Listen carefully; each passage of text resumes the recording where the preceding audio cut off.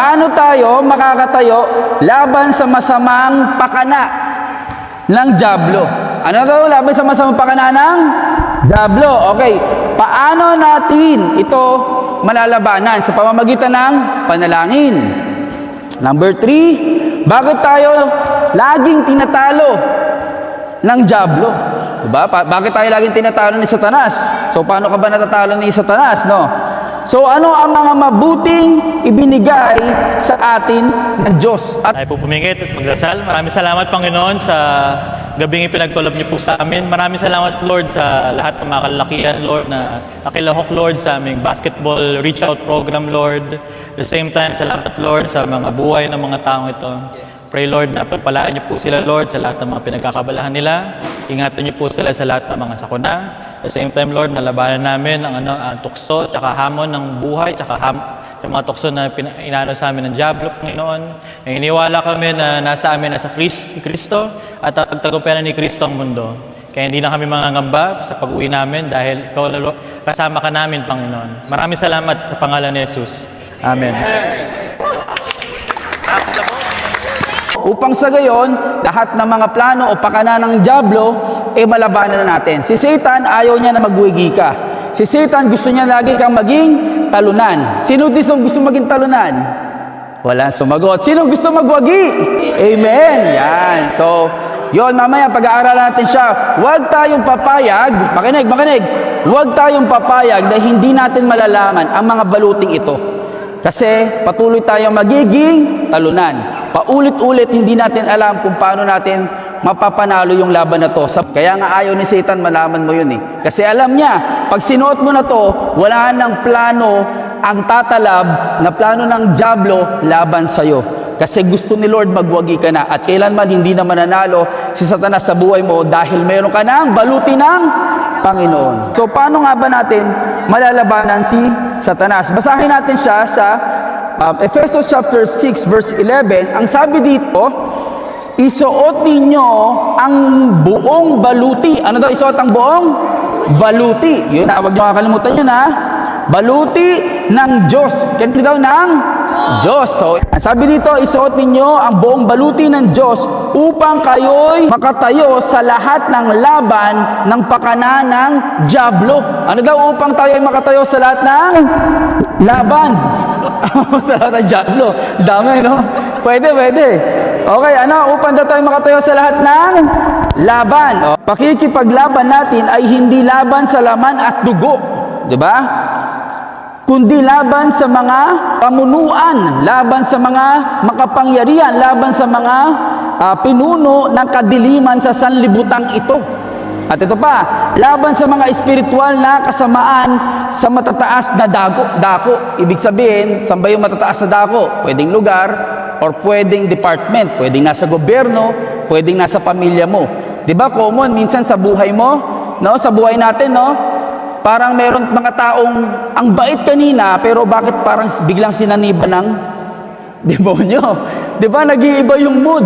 So paano natin sila lalabanan? Minsan niya hindi yung nasa paligid mo eh. Minsan tayo, ang bait natin kanina, good mood tayo kanina. Ba't parang nag-iba yung mood natin, naging moody tayo? So ano daw yung kailangan nating suotin para makatayo daw tayo laban sa dyablo? Ang mga baluti. Okay, anong mga daw ulit? Mga baluti.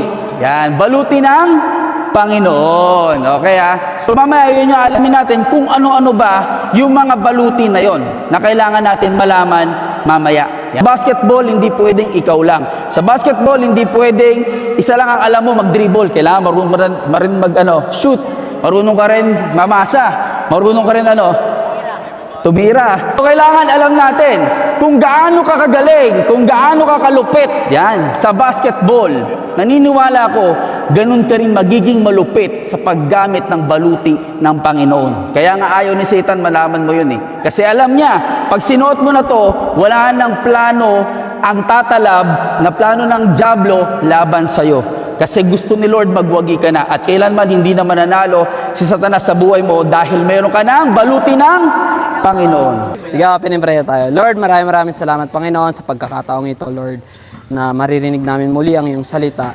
Maraming salamat din, Lord, sa natapos po na laro, Panginoon. At Panginoon, ang sino man gagamitin mo na magsasalita ngayon, Lord God, ay gabayan mo siya, Panginoon. At i-ready mo ang aming puso, ang aming isip, ang aming pandinig, Panginoon, para maunawaan namin at ma-apply namin ang pag-aaralan ngayong gabi. Sa pangalan ni Jesus, Amen. Ibig sabihin, may panahon man ng kagutuman, may panahon man ng busog, may panahon man ng kaginawaan, may panahon man ng kahirapan, basta iba't ibang panahon, kailangan na daw nating manalangin. Ako po si Mark Cian Bigaw. Ako po si Kurt Barrera. Sa paanong paraan natin ito masusuot? Sa pamamagitan ng panalangin, lagi natin itong isama sa ating panalangin. Efeso chapter 6 verse 18. Manalangin kayo sa lahat ng panahon sa Espiritu, na may lahat ng panalangin at pagsusumano, at maging mapagbantay na may buong pagtitiis at panalangin para sa lahat ng banal. Pangalawang tanong, ano ang mga kailangan bigkasin sa panalangin? Belt, shoes, shield, helmet, and sword. Sa panahon puro kasinungalingan, belt, sa inyong baywang, sinturon ng katotohanan. Efeso chapter 6 verse 14. Kaya nga kayo ay magsitibay na may inyong baywang na may bigkis na katotohanan at suot ang baluti ng katuwiran. Sa panahon biglaan na kailangan ipahayag ang mabuting salita ng Diyos. Shoes, sa inyong mga paa, kahandaan sa pagpapahayag ng ebanghelyo ng kapayapaan. Efeso chapter 6 verse 15. At ang inyong mga paa ay may panyapak na kahandaan at ebanghelyo ng kapayapaan. Sa panahon imposible na sa tao, ngunit gagawin posible ng Diyos. Shield. Sa inyong kamay, kalasag ang pananampalataya. Efeso chapter 6 verse 16. Higit sa lahat, taglayin ninyo ang kalasag ng pananampalataya na siyang panangga sa lahat ng nagliliyab na palason ng masama. Sa panahon puno ng kapahamakan, ililigtas ka ng Diyos. Helmet. Sa inyong ulo, helmet ang kaligtasan. Efeso chapter 6 verse 17. At isuot ninyo ang helmet ng kaligtasan. Sa panahon wala na silang pinapakinggan. Sword. Sa inyong kamay, espada ng Espiritu ang salita ng Diyos. Efeso chapter 6 verse 17. At ang espada ng Espiritu na may salita ng Diyos. Yun, palapalan si Lord. Praise God. Good job. Yan. So, recall lang tayo kung ano ulit yung kahalagaan at ano yung mga kailangan nating suotin na baluti ng Panginoon. Amen. So, ang galing, nakakaba naman, ang galing magsalita ng mga kabataan. Magbasa ng scripture. So, ayun po, sa mga di po nakakilala, ako pala si David, Brother David. Ayun. Gagalak ako na nakasama ulit ako sa inyo. Kasi after praise God, kasi last 6 months, nagkaroon ako ng major surgery. Nagkaroon ako ng malaking hiwa dito. Tapos, praise God, kasi sabi ng surgeon, 6 months, pwede na ako mag-basketball ulit. So, praise God, after 6 months, ngayon. So, papasalamat ako sa Panginoon kasi nakasama ko kayo, tsaka nagkaroon ng opportunity para mag-share ng Word of God. Kanina, diniscuss ng mga gwapo nating mga youth kanina, matitikas natin mga kabataan kanina. Diniscuss nila yung baluti ng Diyos. Sa English, ito yung armor of God. Ayan, sige. So, pag titingnan natin yung armor of God, marami itong mga klaseng mga armor, di ba? Dito sa basketball reach out natin. Kanina si Tatay yung Toda. Kita ko kanina sa kanya, isa naming kalaro dito. Lahat ng gear meron siya. Meron siya sa elbow, meron siya sa knee pad, tapos may brace pa siya dito sa paa, naka-rubber shoes, lahat kompleto. Kasi bakit? Kasi para protected. Alam niyo ba, sino din yung mga 15 years old pababa? 15 years old pababa. Okay. 15 to 25. 15 to 25. 25 to 30. 25 pataas. Sa bingo pa naman. Sa bingo pa naman. Ngayon, yung importante yung mga iba't ibang mga baluti na yun. Number 1 is yung belt of truth.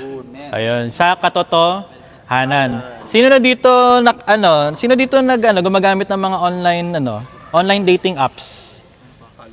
May mga ganun ba? Mga ganun. Na-experience nyo ba na catfish kayo? Alam niyo ba yun, pa na-catfish? Yung, di ba, pag nakakita kayo ng picture, ang ganda-ganda. Pero, kapag nagkita kayo ng personal, ano nangyari? Ang layo pala kasi naka-filter. Di ba? Naka-filter. Big sabihin na nakakadaya minsan yung itsura. Sino dito yung na-fake news niya sa Facebook o sa TikTok? Alam niyo ba sa social media, ang daming mga fake news. Kaya importante yung word of God sa atin. Ayun yung belt of truth. Kasi ayun yung magbibigay sa atin ng katotohanan. Kasi sasabihin sa inyo ng social media, kunyari 25 years old na kayo, bakit yung ibang 25 years old meron ng sakyan? Bakit yung ibang mga 25 years old may mga bahay, lupa? At talang ako, ganito pa rin ako. Kasi nangyari, na-compare mo yung sarili mo sa mga tao sa social media. Pero ayun ba yung truth? Ang truth is, anak kayo ng Diyos. You are the son of the Most High God. Yung father nyo in heaven, mas mayaman pa siya kay Bill Gates o kaya Jeff Bezos. O tingin mo wala kang pera, sabihin mo, hindi, mayaman tatay ko. Ayun yung katotohanan. Another armor o baluti ng Diyos is yung breastplate. Ayan, breastplate of righteousness. Kaya marami itong mga boys. Diba? Siyempre, importante kasama natin mga tropa. Pero minsan parang diba nakakakonsensya pag kunyari lahat ng tropa, kunyari sa school, lahat ng tropa nagkokopyahan. Kunyari nagkokopyahan lahat sa school. Diba? Tapos sabi ng katabi mo, uy, mangopya ka na rin. Diba? Kasi pag hindi ka nangopya, para ka namang diba? Para kang KJ. Parang hindi ka nakikisalamuha sa mga tao. Ngayon, gusto mo na rin gayahin yung mga ginagawa ng mga katrabaho mo. For example, sa trabaho naman, sa trabaho nyo sa work, marami kayo mga nagpapanggap lang nagtatrabaho. Lahat nagpapanggap lang magtrabaho. Pero ayun ba yung nakakalugod sa Panginoon? Hindi. Kaya ang isang patunay tayo isang Kristiyano pag tayo namumuhay sa katwiran. Ibig sabihin, hindi natin ginagaya o nape-pressure tayo. Kasi nakaka-pressure Totoo, diba? Nakaka-pressure pag lagi ka tumitingin sa social media, tinitingnan mo yung katabi mo, o kaya niyan, dito sa basketball, minsan papasilip ka, uy, ganda ng sapatos nung naglalaro doon uy, ang ganda ng move niya, nakaka-pressure naman. Di ba? Pero hindi yun yung nagdidikta sa atin. Ang nagdidikta sa atin yung katwiran ng Diyos sa buhay natin. Minsan, mahirap gumawa ng tama pag ikaw na lang gumagawa ng tama. Ibig sabihin ba nun, mali ka na kasi ikaw na lang gumagawa ng tama? Hindi. Ang tama ay tama pa rin. Ang mali ay mali pa rin. Kaya kailangan natin yung baluti ng katwiran o nung righteousness. Kasi kapag nagpakain tayo sa sistema, tingnan nyo yung mga natin, mga senador, mga sa mga flood control at saka sa gobyerno. Bakit? Ano nangyari sa kanila? Nawala na yung katwiran sa kanilang mga puso. Nagpakain sila sa sistema. Kaya tayo mga boys dito sa Basketball Reach Out, I pray na magkaroon tayo ng baluti ng katwiran o the breastplate of righteousness. Panindigan natin yung katwiran kahit tingin natin tayo na lang gumagawa ng tama. Dapat ipakita natin na hindi baduy gumawa ng tama. Ang ganda nga sabi ni Mayor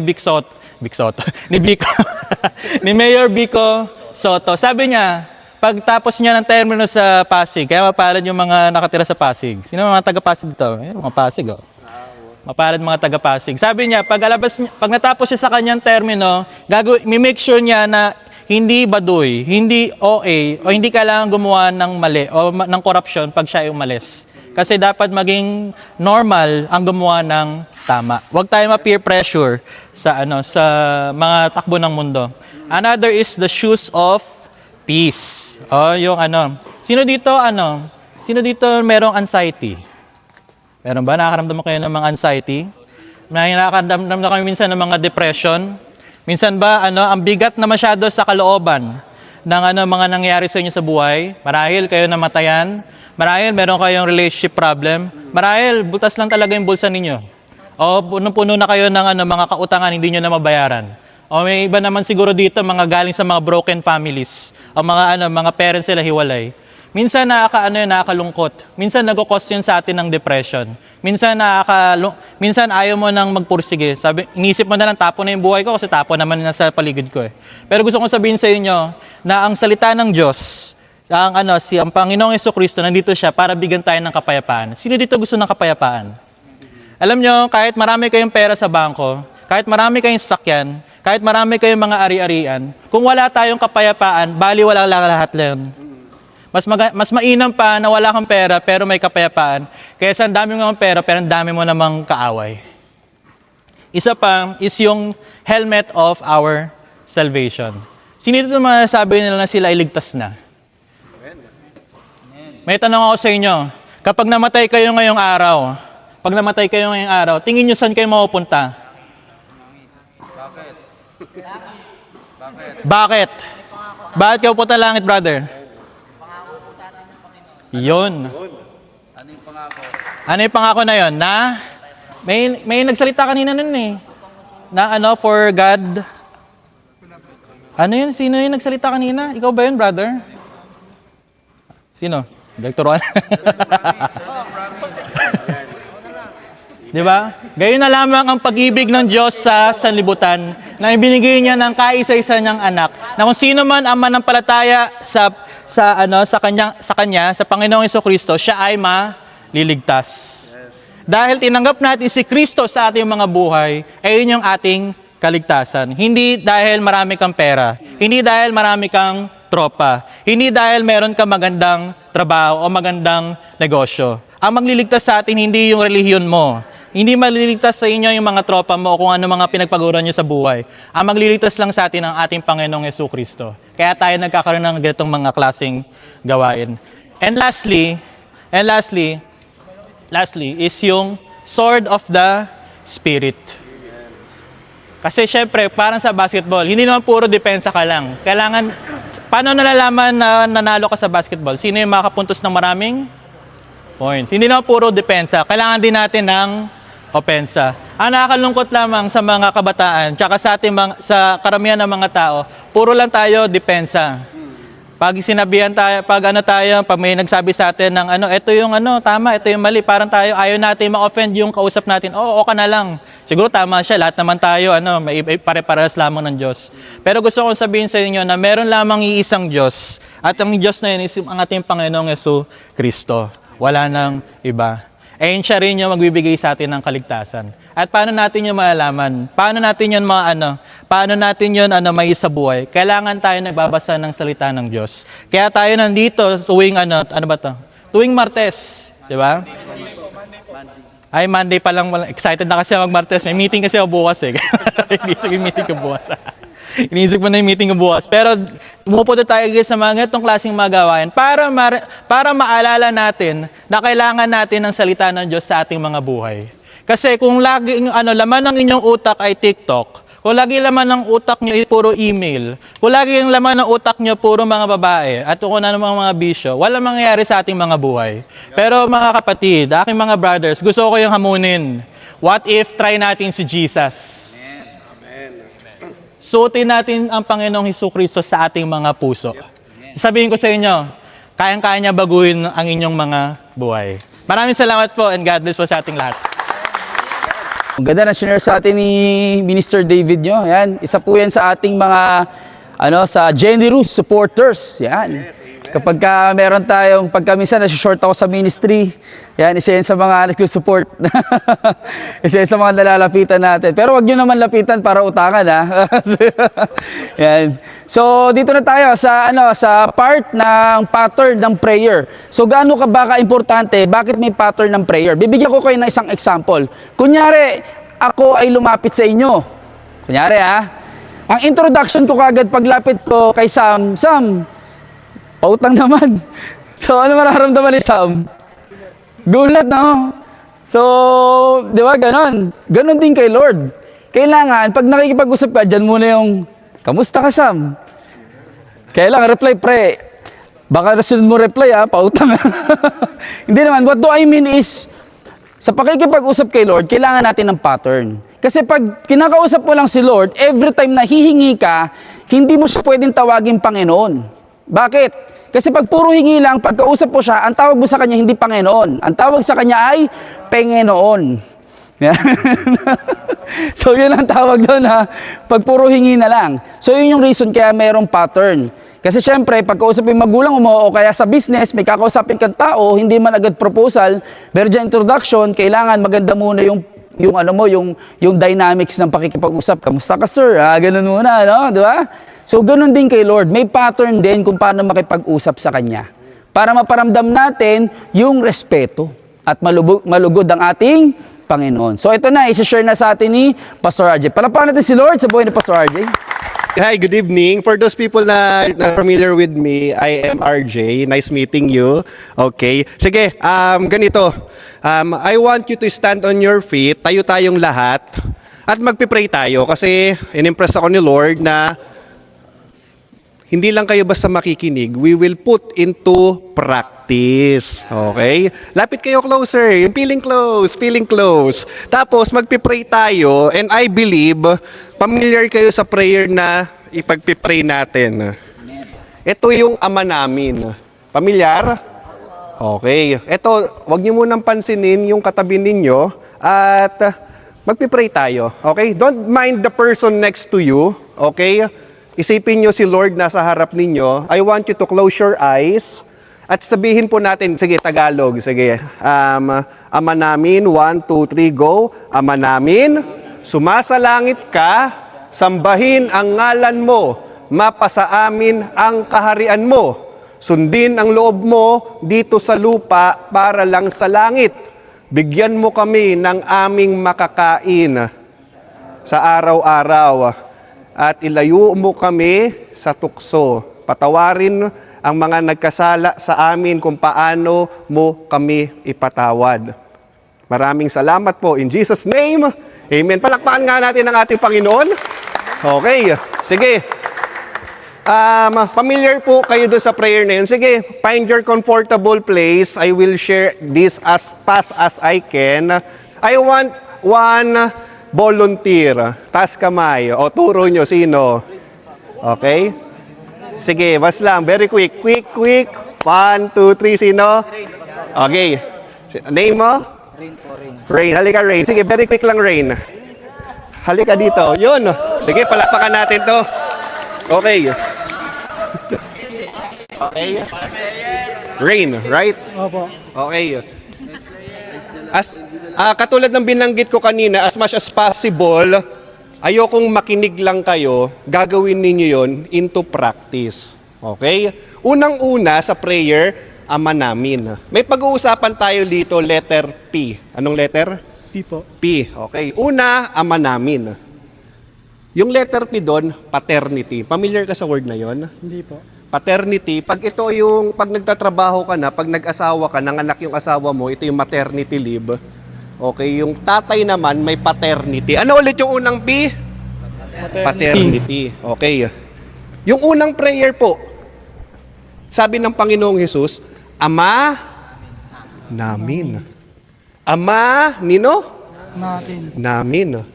Tinuro po, ito po no, unang-unang tinuro ni Jesus Christ sa mga nakikinig sa Kanya, mag-preach, magpagaling, hindi. Ang unang-unang tinuro, ano? Mag-pray. Unang-unang word, Ama namin. Okay? Ngayon, I want you to pray, kahit 1 minute or less than lang. Approach mo si God bilang tatay. Hindi mo na kailangan na parang King James, oh, hallelujah, thou art, ganun. Hindi na. Paano mo kausapin ng tatay mo? Tatay ka, tama? Wala po. Wala. Okay, sige. Wala kang tatay? Wala po. Oh, okay. Wala po. Okay, sorry to hear that. No. Lolo na lang. Meron. Meron po. Okay. Paano mo kausapin ng lolo mo? Ganun ba? Lolo, nawa, ako po ay humihingi ng iyo pong patnubay gabay. Ganun ba? Hindi po. Okay. Kausapin mo si God bilang tatay. I want you to pray. Okay? Na kung paano mo kausapin yung tatay mo. Okay, very quick lang. Paano ba? Paano mo kausapin tatay mo? Sige. Can you say a prayer na si Lord tatay? Gabayan mo po kami. Huwag niyo ipapabayaan. Sana gabayan mo pa nila sa tabi ko. Amen. Palakpakan nyo nga dito. Si Rain. Okay. Ano yung unang P? Paternity. Okay, next. Okay, ito. Dahil tinuro ka, magturo ka din. Sino? Sino yung tinuro mo? Banggitin mo pangalan. Jared po. Jared. Halika, Jared. Come on, Jared. Okay. Hey, Jared. Okay, sige, very quick lang to. Sige. Ama namin, ano yung susunod na word? Okay, ama namin, ano yung susunod na word? Hey, tingin. Ano yung susunod? Suma sa langit ka. Ikalawang P, place.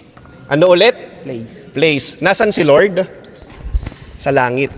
Okay, ito maganda, no? Alam po natin ang Diyos nasa langit, pero ang Diyos po is spirit kasama natin. Okay? Ganito. Hindi mo nakikita yung hangin, tama? Pero nararamdaman mo. Ganon din po ang Diyos. So I want you to pray kahit hindi mo nakikita, wala kang tinitignang rebulto. Okay? Ang Diyos po, pwede mong kausapin kahit nasaan. Okay? Sumasalangit ka.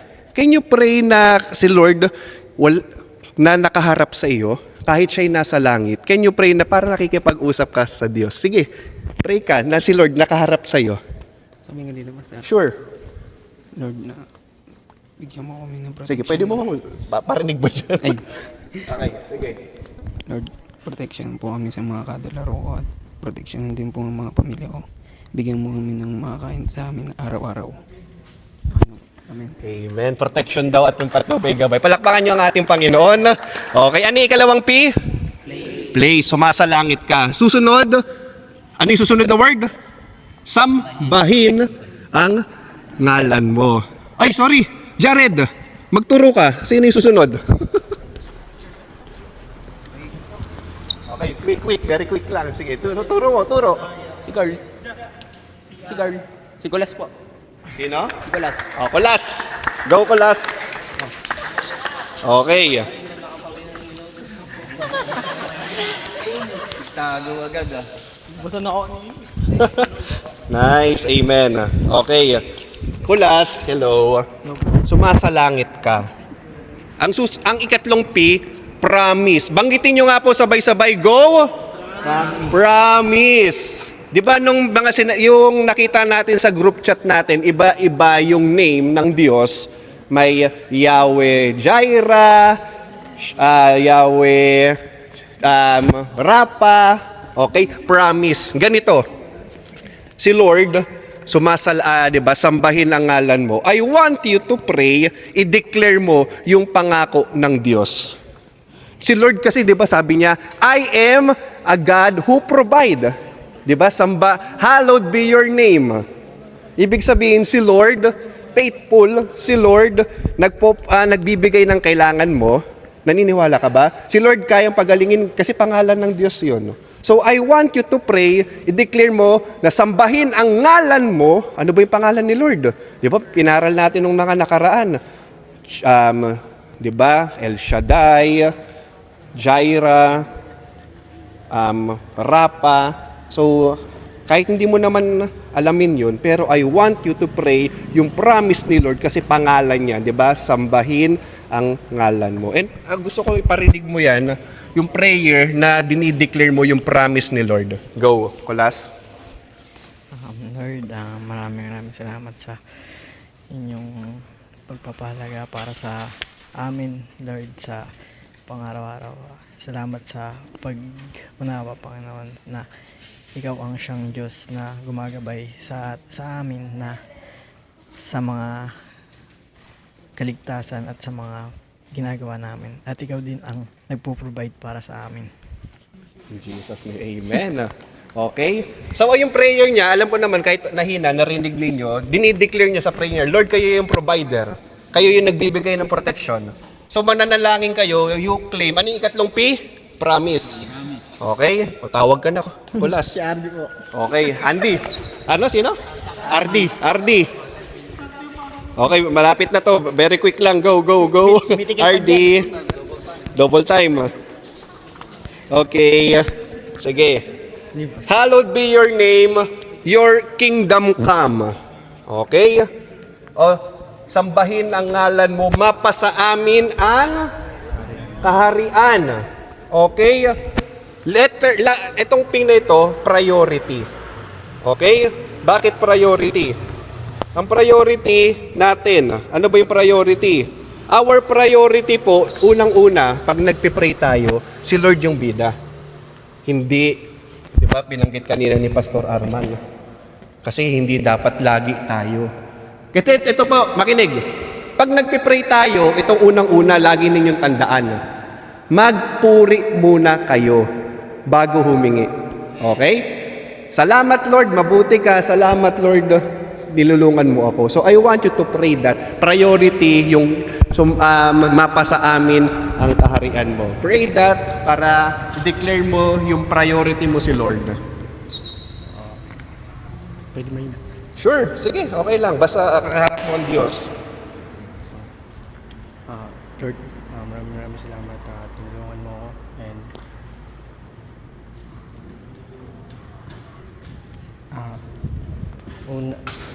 mananatiling uunahin ito na magdadasal ako para tulungan, para pasalamatan ka dahil tinutulungan mo ako. Amen. Palakpakan nyo nga si RD. Okay. Okay, tawag ka na. Okay, malabilis na. Last na, sige. Sige, paano ka na. Sino? Dio. Okay, Dio. Hello, Dio. Okay.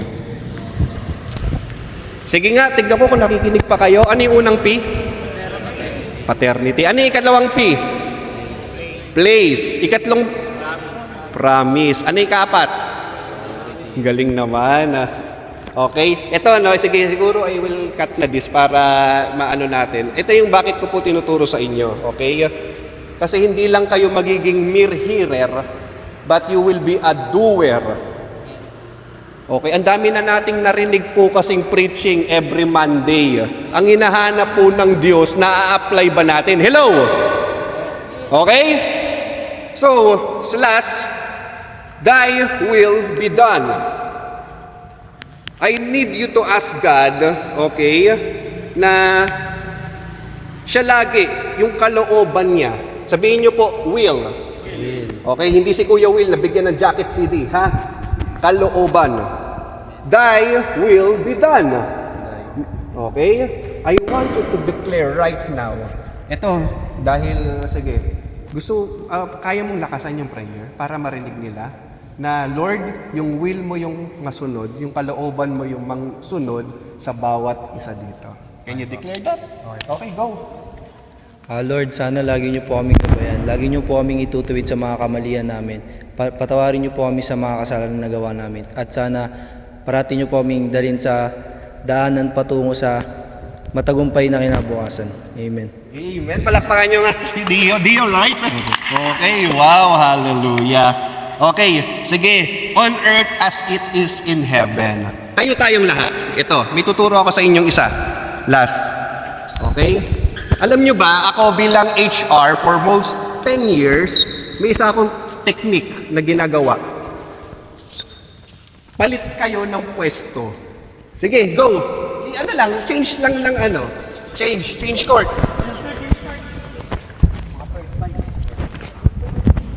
Okay. Tapos, upo kayo. Ito guys, ito tinuturo ko lagi to pag nag-isiping ako sa mga managers. Okay, kahit di umupo. Naging focus kayo, right? Tama? Kasi tumayo kayo, na iba pwesto ninyo. Yung last na pituturo ko sa inyo, perspective. Sabihin nyo nga, perspective. Okay, kasi sa human mind, in psychologists, pag laging ayun yung nakikita mo, pag ayun lagi yung pwesto mo, minsan nakaka-boring. Tama? Kaya minsan, bakit ko po itinuturo? Diba? As it is in heaven. Bilang pangwakas po, I want you to imagine this. Pag may baso, tas may lamang tubig, dalawa lang yan. Either, yung tinitignan mo sa loob ng baso is kalahati lang yung tubig, o tinitignan mo, kalahati puno, kalahati kulang. Ano pong binanggit ko? Perspective. It's perspective matter. Ito po, makinig, bilang last na, ituon nyo lagi yung paningin nyo kay Jesus. Hindi sa amin, ni pastor, nila minister, kay Jesus lang. Hindi po sayang yung pagpunta nyo dito. Lahat may pangyayari. Okay? Yung pag pumupunta po kayo dito, natutuwa ang Diyos. Palakpakan nyo nga ating Panginoong Jesus. Sa Diyos ang papuri pa. Salamat! Yes! Natutunan ko kay man, yung suot natin lagi yung baluti ng Panginoon. Saka lagi tayong magdadasal. At Yon! yung Diyos yung kausap From the natin. cameraman. Praise God! Lagi nating isuot yung baluti ng Panginoon kasi ayun yung magliligtas sa atin. Yung tumatak sa akin na question sa binasa nila is yung paano tayo makakatayo laban sa masasamang pakana ng Diablo. Always pray kasi pag nanalangin tayo, binibigyan na tayo lakas tsaka gabay and para kapag tayo ay tinutukso o natatakot o yan ang hihina. Nakakala mo pa siya. Yung baluti po ng Panginoon na paalala po na hindi tayo nag-iisa sa laban ng buhay. 5P. Paternity, place, promise, priority, and perspective. Pero pinakatumatak sa akin dito yung paternity. No, na lagi natin iisipin lagi every time na kaya nga ang unang word, di ba, is Ama namin. Na lagi natin iisipin na andyan ang ating God, ano man ang mangyayari sa buhay natin, ano man ang pinagdadaanan natin, ano man ang mga problema natin sa buhay, lagi natin isipin na merong God na mahal tayo. Amen! Praise God! Laging magdadasal in every season. Highs, lows, whether nahirapan or hindi, problema or kaginawaan, always pray. Yon! Galing, galing! Sa message kanina, na-remind lang ako na God is always with us even though we don't feel Him or like there are circumstances na feel natin wala siya. But still, He's listening and He is in control of everything. Yon! Pag may pananampalataya, mas nagiging matatag tayo sa kahit anong mga hamon. Manampalataya lagi sa Diyos, tutuparin niya yung dinadasal natin. Lagi tayo magpasalamat sa Panginoon sa mga ginagawa niyang kabutihan para sa atin. Yon! Always believe in Jesus Christ and always accept Him as Lord and Savior. Yon! Yung natutunan ko po, baliwala po lahat ng meron ka kung wala kang kapayapaan. Tutunan ko pa is subukan mo ito yung paniniwala mo sa Diyos. Subukan mo ito yung perspective mo sa Diyos. Yon! Natutunan ko lang po yung hindi makalimot sa Diyos sa bawat oras. Po, ang pananampalataya po yung pinakamataas na kalasag natin para sa mga pagsubok sa buhay. Oh, praise God! Lalim! Lord God, maraming salamat po Panginoon sa gabing ito Panginoon na dinanaw niyo po ang bawat isa Lord God. Maraming salamat po Panginoon sa sweet fellowship Lord God na walang nasaktan sa bawat isa Panginoon. Maraming salamat po Panginoon sa message niyo Lord God about full armor of God Panginoon. I pray na lagi naming bitbitin na to Lord God yung inyong salita Panginoon. Lagi naming isa puso Panginoon yung napakinggan namin ngayong araw na ito Panginoon. Yes. Ingatan niyo po Lord God yung bawat isa Panginoon na sa aming pag-uwi Panginoon. Meditate namin Lord God yung napakinggan namin ngayong gabing ito Panginoon. Ikaw po ang siyang sumamat gumabay sa amin sa araw-araw Panginoon. I pray na maging safe and sound Lord God yung aming pag-uwi. Maraming salamat po Panginoon sa inyo namin binabalik ang pinakamataas na purot pa sa salamat. In Jesus name we pray. Amen! Okay, kita-kits tayo guys.